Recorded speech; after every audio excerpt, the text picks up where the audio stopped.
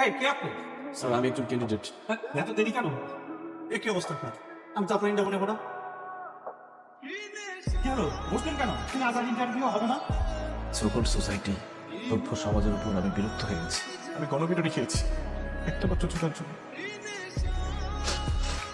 আপনারা হয়তো জানবেন একজন বেকার ছেলের আর্থিক সক্ষমতা কতটুকু থাকে, সে কি ভালো একটা জুতা পরে আসতে পারবে, ভালো পোশাক পরে আসতে পারবে, সেই খবর হয়তো আপনারা রাখেন না। দেখেন তার বাহ্যিক সৌন্দর্য, তার বাহ্যিক স্মার্টনেস। একটা মানুষের স্মার্টনেস হচ্ছে তার বাচন, তার মেধা মনন। আমি আমার জীবনে অনেক ইন্টারভিউ দিয়েছি, কিন্তু আমার চাকরি হয়নি। কারণ দেখা গেল যে ডিপার্টমেন্টে আমার চাকরি হবে প্রশ্ন করছে অন্য বিষয়ে, জিজ্ঞেস করছে উগান্ডার রাজধানী কোথায়, স্ট্যাচু অফ লিবার্টির হাইট কত। How funny. আমার কিছুই বলা নেই। আপনাদের এই তথাকথিত ইন্টারভিউ বোর্ডকে আমি ঘৃণা করি।